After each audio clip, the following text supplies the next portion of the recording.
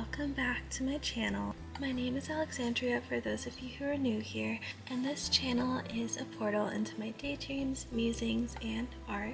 And today I want to share some of my favorites from April. I love doing these little show and tell tea party themed videos. I think it's so fun and cute. It's been a very dreamy month for me, and it's also felt like a transitional month into summer because here in Florida it is hot already and it is feeling like summer. Also guys, excuse my voice, I do have a little bit of a cold. I definitely recommend that you guys make a cozy beverage of your own. Today I'm drinking a London Fog. It's Earl Grey tea, vanilla, agave, and some oat milk.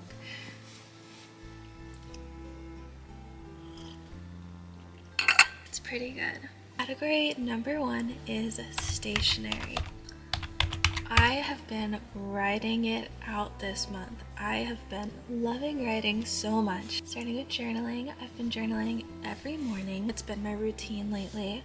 If you guys have read The Artist's Way, there's something called morning pages, so I've kind of been incorporating that with my previous journaling routine of just making sure every morning I'm writing out my little thoughts and feelings, musings, and ideas, especially writing with my little quill and ink. I feel like it just makes the writing experience a lot more enjoyable for me personally, and I really like the way the ink flows with my cursive when I'm writing. Another thing I've been doing lately is pen pals.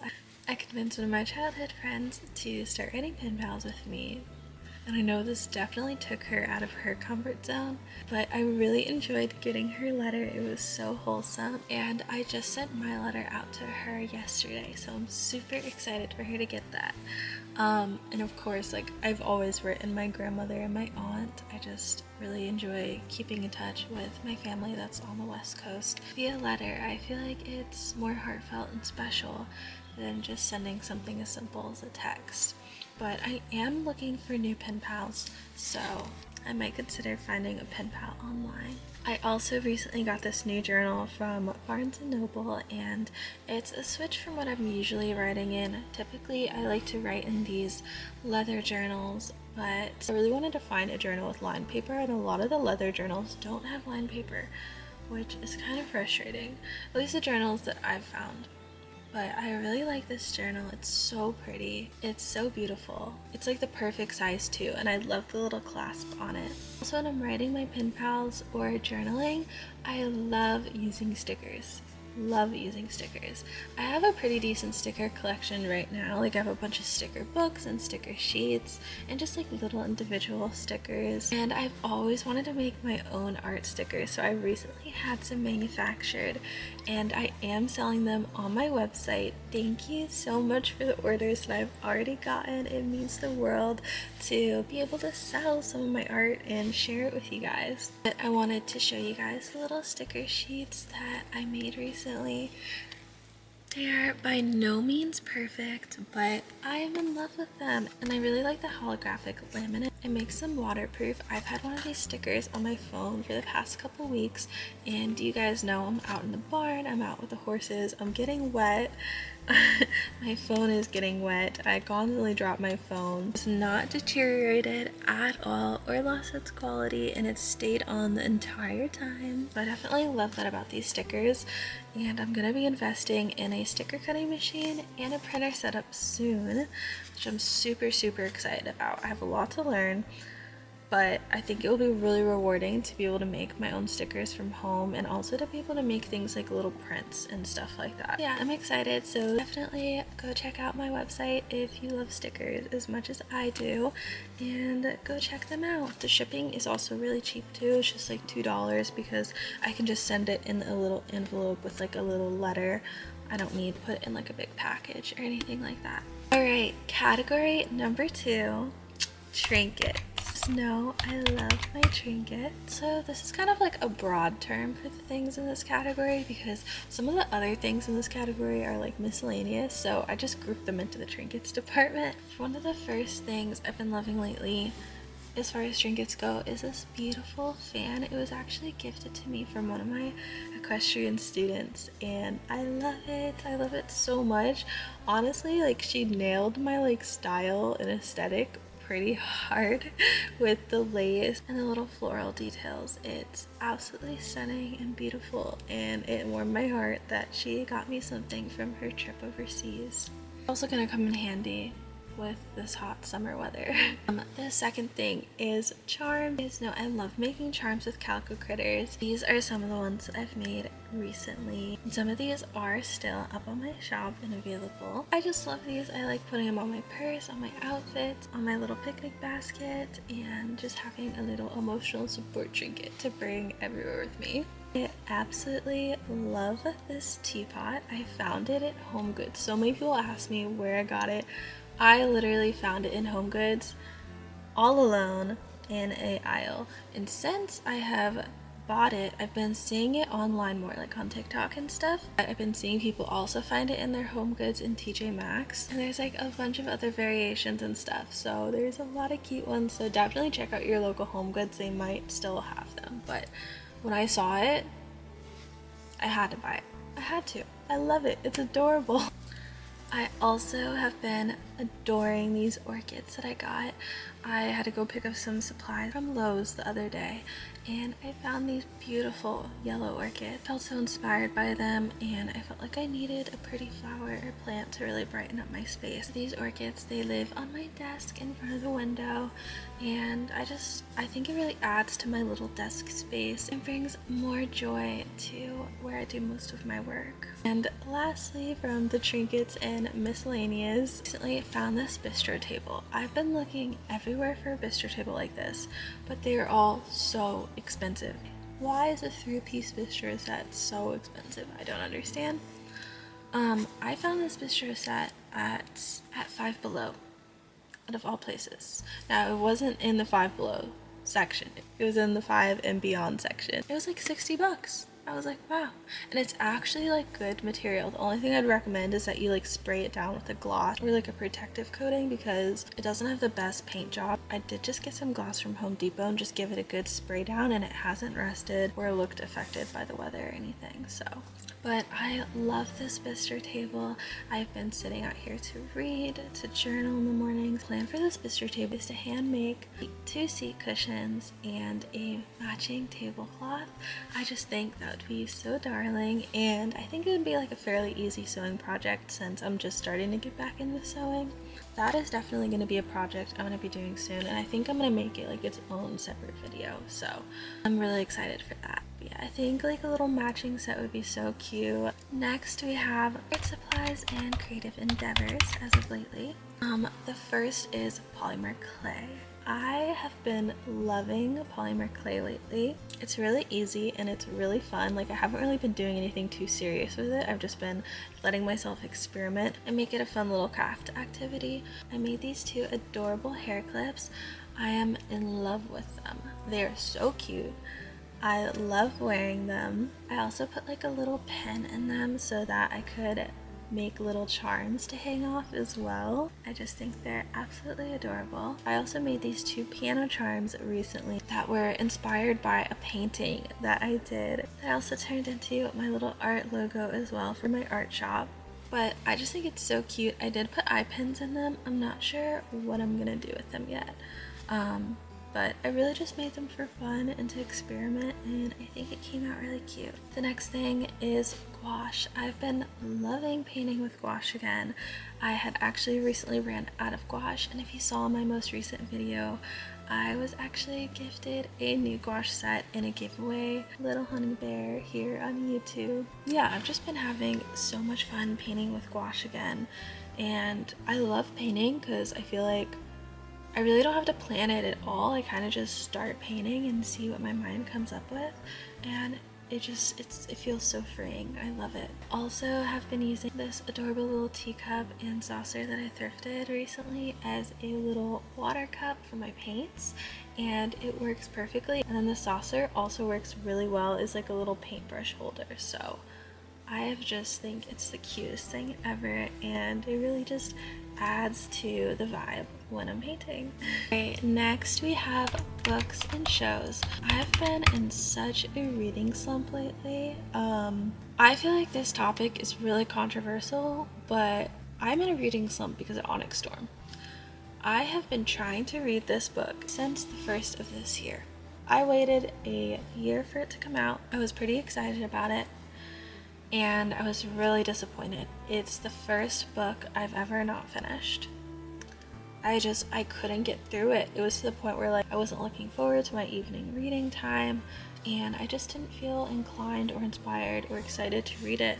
And that makes me really sad because I feel like the concept is there in her work. The concept is there, the idea is there, the world is there, the characters are there, but the way that she writes and the way that she ties it all together, I don't like her writing style, and that's just my personal opinion.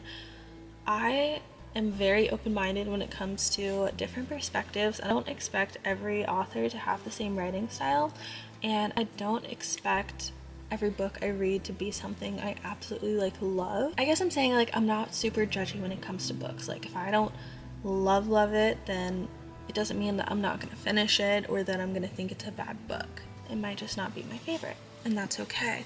I literally could not finish this book. Like I was so lost. Like there were so many characters that were thrown in that weren't properly introduced, and in my opinion it was just poorly written. So if there's gonna be another book after this, I'm not gonna continue reading the series. Also, the book was so hyped up, and I feel like it flopped. But there's a lot of people out there that really enjoyed the book. I just was not one of them. So I ended up just not finishing it. I did kind of skim through it, and I also went on TikTok and I watched like a recap and detailed synopsis of what happened in the book and what the ending was, and I just wasn't a fan. It just wasn't for me. So now that I've stopped reading that book, I can start reading something else. As far as other reading material that I've been reading this month is, of course, I say it every time, I'm obsessed. So the Petite 3 newspaper. I absolutely love them so much, and I was so sad because my March issue didn't come in the mail, so I had to contact them. They were so nice to send me another one. I just recently got the March issue and the April issue in this week, and I've already been reading them and I'm obsessed. I'll read the front to you guys, which kind of like goes over the theme of the articles and the vibe of the issue. So for March we have Preparing the Ground, the First Stirrings of Spring, Havens of Negative Space, Seeking Self and Sanctuary, Moving Between Two Worlds, and Pisces Intuitive Ease. And then for April, we have Sowing Seeds of Dreams. I love that. Great Expectations, Conditions for Growth, Watering the Mind, Inciting Agent Aries, and The Dreamer's Wellspring. They're just so stunning. I can't get over it. As far as films and shows go, I have been rewatching Game of Thrones and House of Dragon with my partner, and I'm so glad that I got him to watch it with me. And it's been a while since I finished both these shows, so I feel like I was ready for the rewatch. It's so good. It's so good. I absolutely love dragons, so I love that I get to indulge in that in these shows. But oh my god, the lore, the plots, the plot twists, it's so good. I am a Game of Thrones and House of Dragons stan. And lastly, for this category, I wanted to talk about poetry. So lately on Sundays, which Sundays are usually like my me days, like I purposely like don't schedule anything on my to-do list. If I want to rot in bed all day, I can do that. If I want to just go frolic in nature all day, I can do that. They're my days for rejuvenation and rest and relaxation. But lately on Sundays, I've been loving listening to poetry. I've been re-listening to Violet Bent Backwards Over the Grass by Lana Del Rey, and it is on Spotify if you're interested in listening. I really want to get her vinyl. I've just really been enjoying listening to these tracks again, and it's been my thing lately on Sundays. Literally as I'm getting up, taking a shower, making my coffee or tea, doing my little morning routine, I'll listen to this. Another artist I've been loving listening to her spoken word poetry is Carissa Love. She's also here on YouTube as well. If you notice the camera angle changed, my camera battery did die, so that is why.